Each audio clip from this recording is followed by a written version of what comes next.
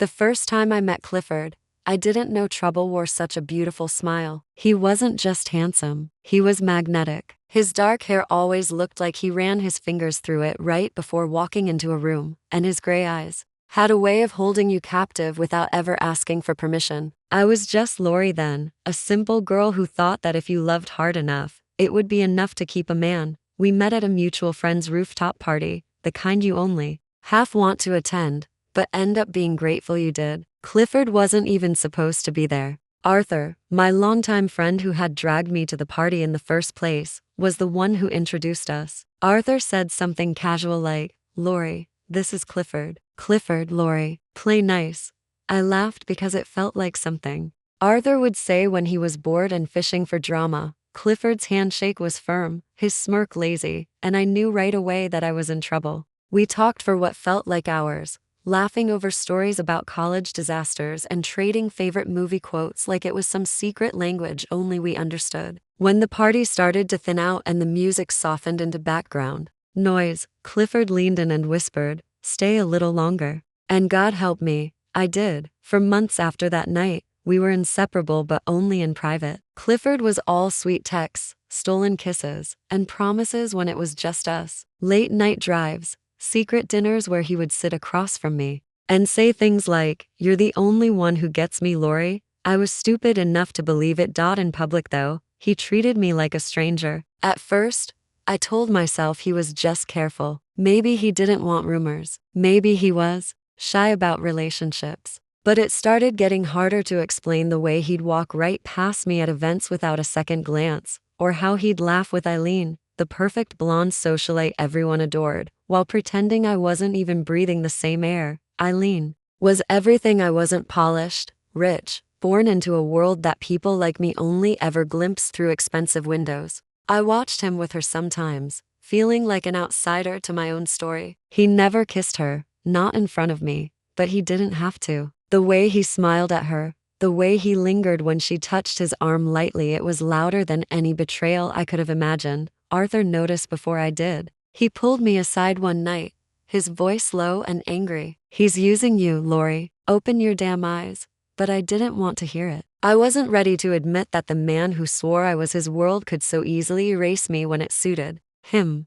The night everything broke was a charity gala. I was invited because Arthur made sure I had a ticket, and I wore a dress that made me feel like maybe, just maybe, I belonged in Clifford's world. I thought he'd see me. I thought he'd pull me close and let everyone know that I wasn't some hidden shame. I thought wrong. When Clifford arrived with Eileen on his arm, laughing like the night was made just for them, it felt like a slap I hadn't prepared for. He didn't just ignore me, he humiliated me, made eye contact, smirked, and turned back to Eileen, like I was a speck of dirt on his perfect night. People noticed. Whispers started. I wanted to run, but my feet stayed frozen, the humiliation hot and heavy on my skin. Arthur found me on the balcony later, shivering in the night air, even though it was warm. He didn't say anything at first, just draped his jacket over my shoulders. When he finally spoke, it wasn't with pity. It was with rage. "You don't deserve this, Lori. He's not worth your tears."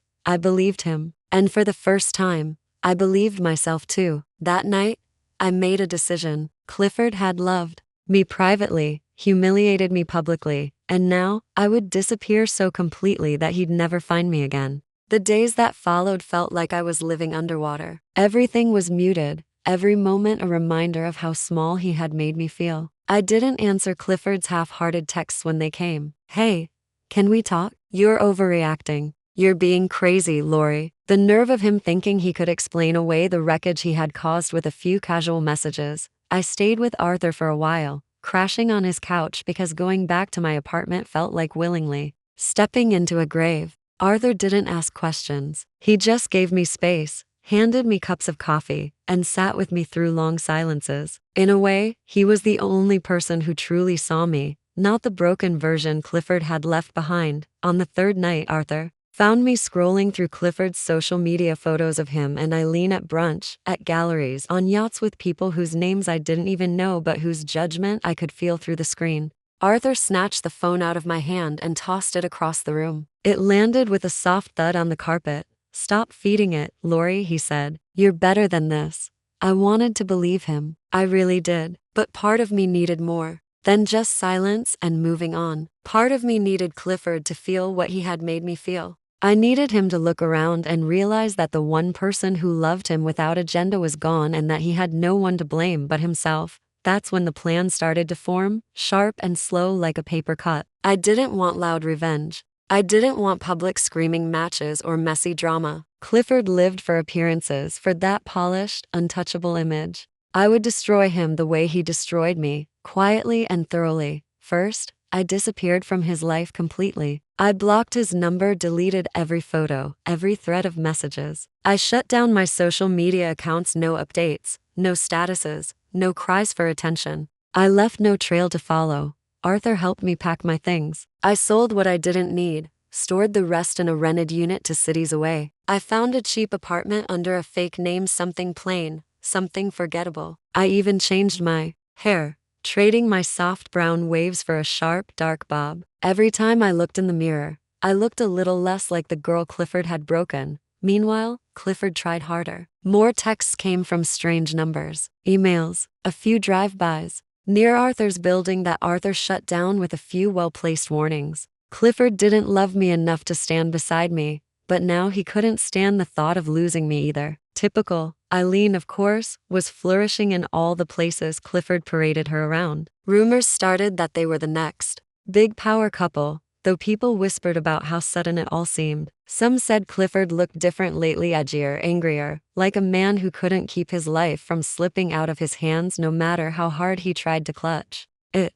One evening, Arthur came home with a mischievous glint in his eye. He dropped a tabloid magazine onto the coffee table, and there it was, Clifford and Eileen, caught mid-argument outside an upscale restaurant, his face twisted in frustration, her stone cold with disgust. You're living rent-free in his head, Arthur said with a grin. I didn't smile. Not yet. It wasn't enough. Clifford needed to lose more than just his cool in front of some photographers. He needed to lose the one thing he truly cared about, his reputation. That night, as I sat in the glow of Arthur's tiny living room lamp, a new idea bloomed. It wasn't enough for me to disappear. Clifford needed to be seen for who he really was: a liar, a coward, a man who only knew how to love in shadows but destroy in the light, and I knew exactly how to make it happen. The next step needed to be careful, almost surgical. I couldn't afford to slip up. Clifford was too good at spinning stories. If I made a scene, he'd turn it around and make me look like the unstable one. No, he needed to undo himself, and I just had to give him the right push. First, I started with whispers. Anonymous tips sent to a few key bloggers, the kind obsessed with high society gossip and drama. Little things, almost nothing at first. Questions about Clifford's shady investments, hints that he wasn't as loyal to Eileen as he made her believe, just enough to plant seeds in the minds of people who thrived on scandal. Arthur didn't love the idea at first. You sure you want to go down this road, Lori? It'll change you. But he didn't stop me. Deep down, I think he understood that this wasn't about revenge anymore, it was about survival. Meanwhile, Clifford was crumbling in slow motion. The more he tried to parade around Eileen, the more cracks started to show. Their relationship, built on appearances, couldn't withstand even the slightest tremor. It didn't help that Clifford had no patience when things stopped going exactly his way. The second part of my plan involved Eileen herself. I didn't have to do much there. Just a simple, anonymous envelope delivered to her office photos I had taken months ago, back when Clifford used to sneak around with other girls behind Eileen's back too. Back when he told me, "You're the only one that matters," while texting others when my back was turned. The photos weren't explicit, but they were damning enough. Clifford kissing another woman in a dark corner of some club. Clifford slipping into a hotel room with someone who wasn't Eileen. I didn't even need to forge anything. He had handed me all the ammunition back when I still thought we were building a future together. Arthur and I watched from a distance as it all started to unfold. Eileen canceled an appearance at one of their fancy galas. Clifford showed up alone, looking shaken, but trying to keep it together. Whispers followed him. Now he wasn't the golden boy anymore. His name started to slip off the invite lists of the powerful and rich. I thought maybe that would be enough. Maybe seeing his world crumble would fill the hole he had left inside me. But it didn't, because Clifford still didn't understand. In his mind, it was everyone else's fault. The bloggers, Eileen, maybe even me, some crazy girl who couldn't let go. He didn't think for a second that he had brought it all on himself. I realized then that Clifford would never feel the true weight of what he did unless he faced real consequences. He needed to lose not just his fake love story with Eileen, but the image he clung to like armor, the polished, successful man everyone envied. And I knew exactly where to strike next. Clifford had secrets. Darker ones. Things only a few people knew. Late-night deals,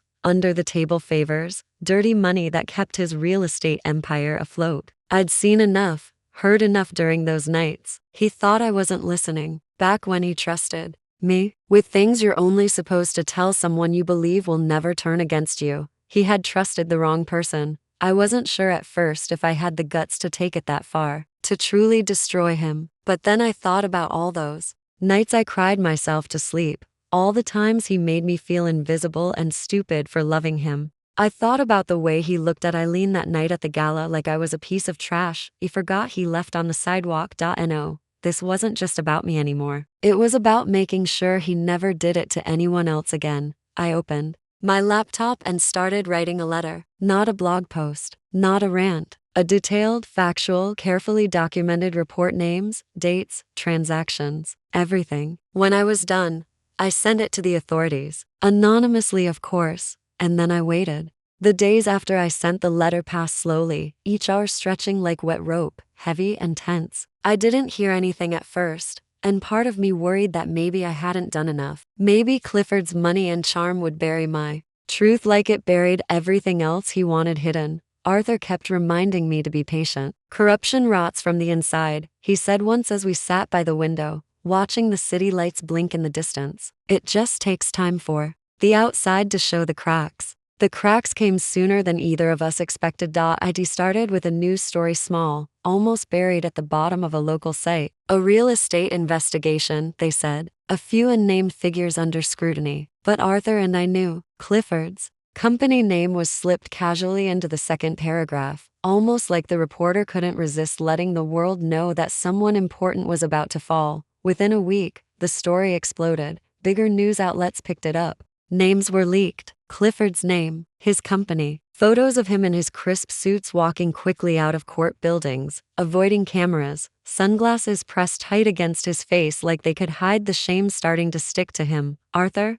showed me the headlines, grinning. I didn't grin back. I just watched, feeling a strange, hollow satisfaction. Clifford was unraveling exactly the way he had unraveled me, quietly, painfully, in full view of people who used to adore him. But Clifford wasn't stupid. He figured out fast that someone had fed the authorities all the information they needed. And he knew who it had to be. That's when the messages started again. First, it was emails. Long ones, angry ones, pleading ones. How could you do this to me, Lori? I loved you. You don't know what you're doing. You're ruining my life. Then it got worse. Late-night calls from blocked numbers. Messages left on Arthur's voicemail. One evening, Arthur caught sight of Clifford's car lingering across the street from the building. He wanted a confrontation. He wanted to find me, force me to explain, to give him something, anything that would let him wrestle back the control he lost. But he never found me. I had made sure of it. Arthur called in a few favors,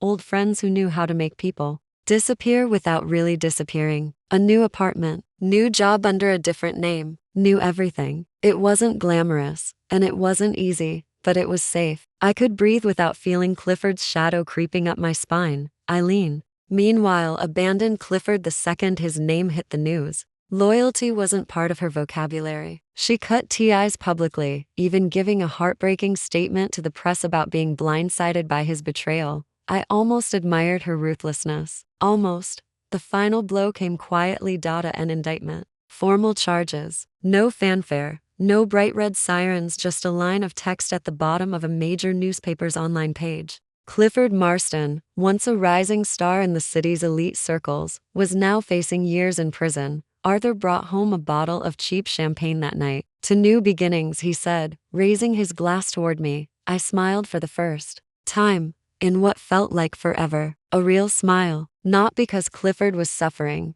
though there was a dark satisfaction in knowing he would finally face consequences. No, I smiled, because, for the first time, I wasn't looking over my shoulder. I wasn't waiting for someone to love me in secret and shame me in public. I was free.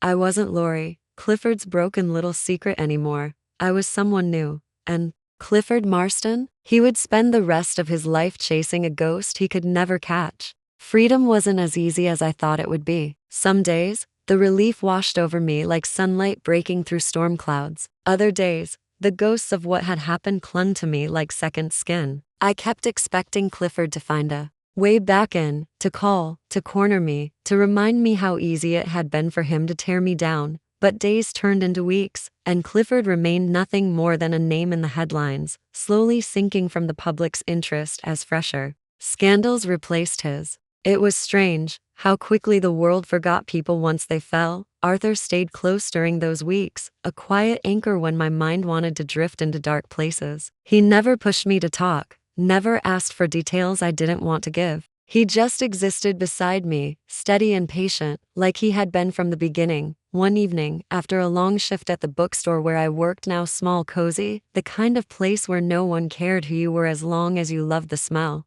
of old paper and coffee, I found Arthur waiting outside. He had 2 cups of tea and that crooked smile that always managed to disarm me, even when I didn't want it to. "Thought you might need this," he said, handing me a cup. We sat on a bench nearby, the city humming low around us. For a while, we just sipped in silence, the cool spring air wrapping around us like a loose sweater. "You ever think about what's next?" Arthur asked finally, his voice low. I shrugged. "I'm still figuring it out. Some days I feel strong. Other days, I just feel tired." He nodded like he understood, because he did. "You don't have to figure it all out now. You're allowed to just be." It sounded so simple when he said it, but being wasn't something I had ever been good at. I always needed a goal, a direction, a reason. Clifford had taken so much of that from me, twisting every dream I had into something ugly and humiliating. Later that night, after Arthur left and the city softened into quiet,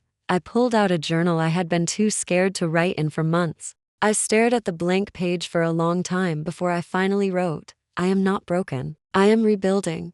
It wasn't poetry. It wasn't some grand manifesto, but it was true.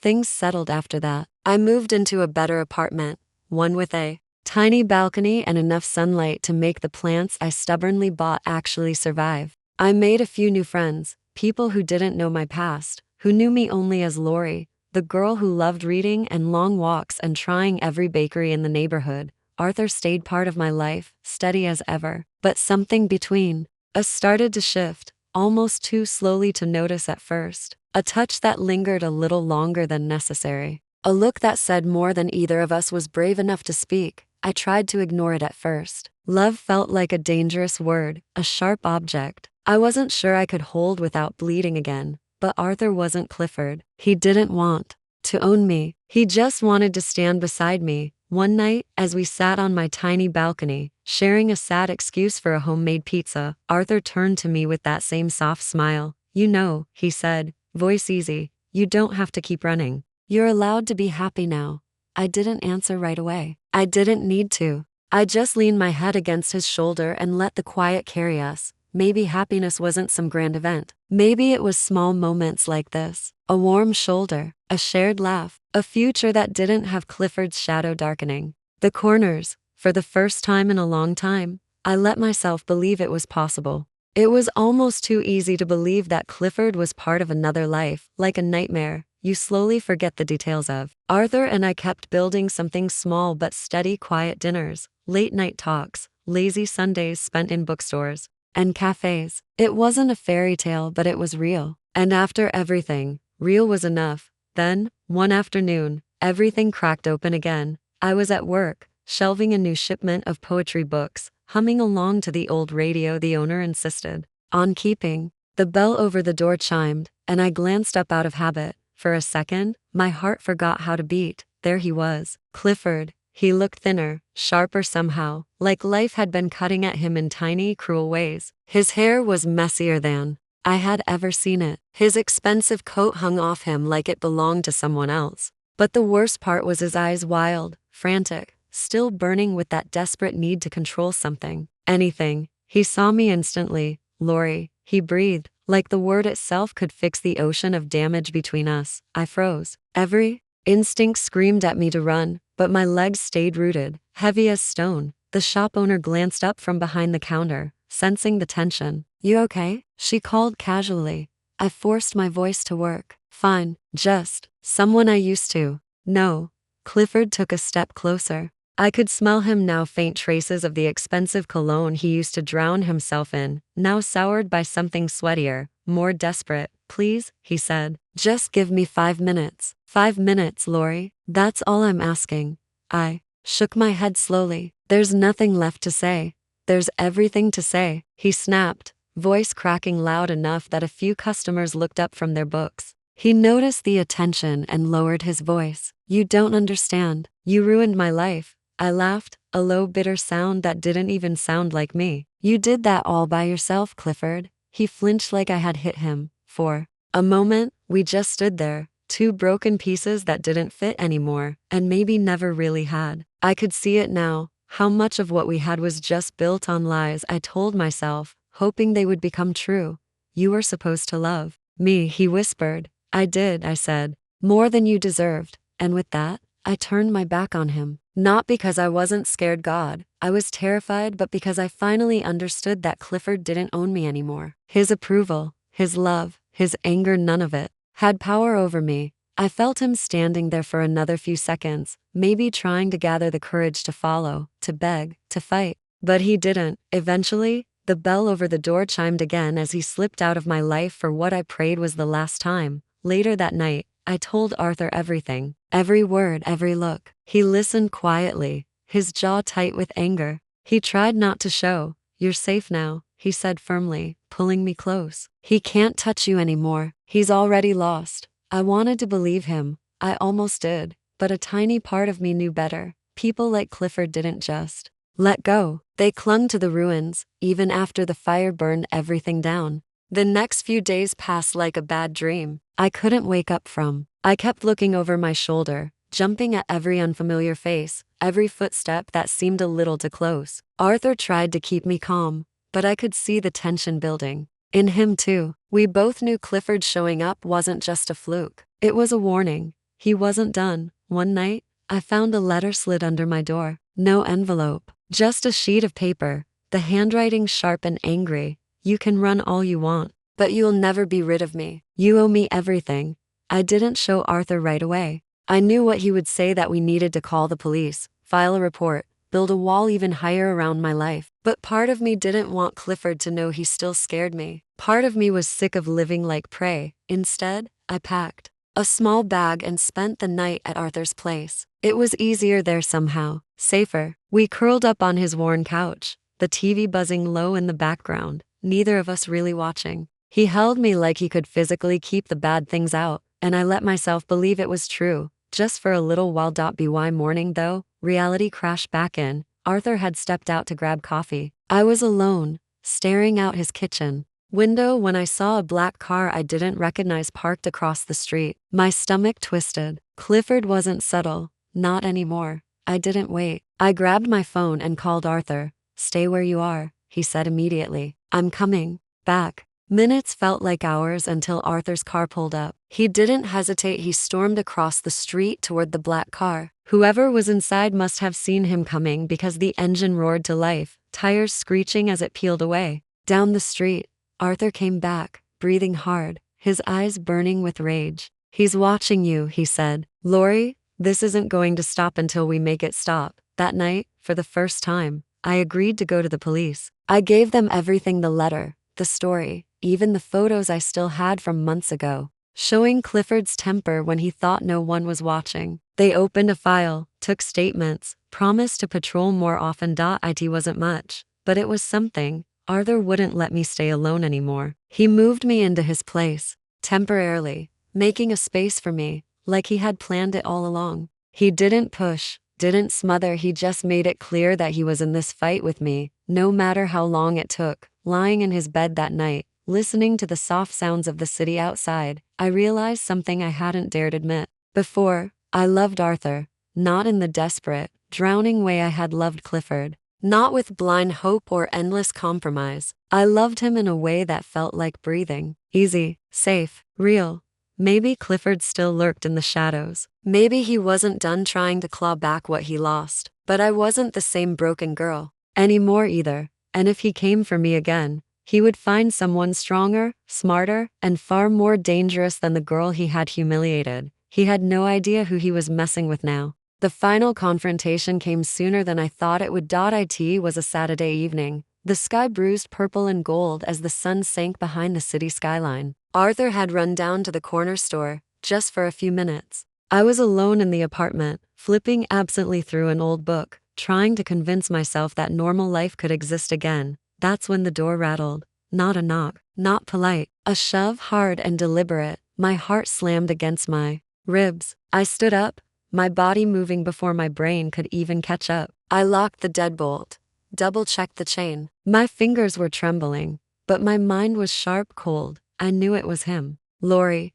Clifford's voice came through the door, thick and ragged. Open the door. We need to talk. I didn't move. You can't hide behind him forever, he shouted. A fist pounded against the wood. You owe me a conversation. I backed away, scanning the room. Arthur's baseball bat sat by the couch. He always joked about keeping it for emergencies. I grabbed it with both hands, the smooth wood solid and comforting in my grip. You should leave, Clifford, I said loudly, praying. Arthur was close enough to hear, or the neighbors were already calling the police. You don't get to tell me what to do, he roared. I heard him fumbling with the handle, trying to break in, and that's when something inside me snapped cleanly in half. All the fear, all the humiliation, all the guilt he had carved into me. Over months it ignited into something sharper, stronger. I stepped closer to the door, voice steady as steel. If you come through that door, you'll regret it. There was a pause, a heavy silence, like he was weighing whether he believed me.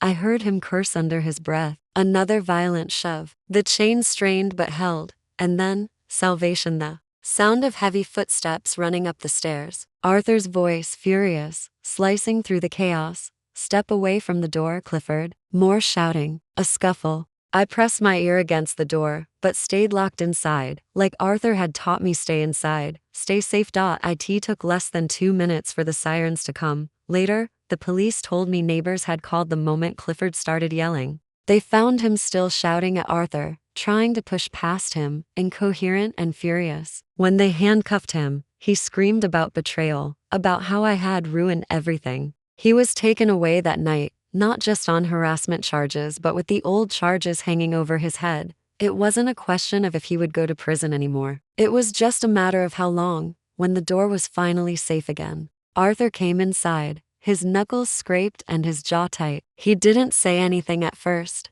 He just pulled me into his arms and held me like he never intended to let go. Neither of us cried. We didn't need to. The worst was finally over. Life didn't snap back to perfect after that. Healing was slow, messy, full of moments where I flinched at shadows or woke up from dreams where Clifford's voice still chased me. But every day, it got easier. Arthur and I rebuilt something steady, something real. Little by little, I reclaimed pieces of myself Clifford had tried to erase. I filled my days with books and laughter, with plants that didn't always survive but made me happy anyway. I even started writing again, stories that belonged to me, not tangled up in someone else's cruelty. Sometimes, late at night when Arthur was already asleep beside me, I would look at him and feel a tight ache in my chest, the kind that came from realizing you almost didn't make it, that you almost let someone convince you that love was meant to hurt. But I had survived. I had fought back. And Clifford? He would spend his life trapped inside a prison much bigger than the walls they locked him behind, a prison built of his own choices, his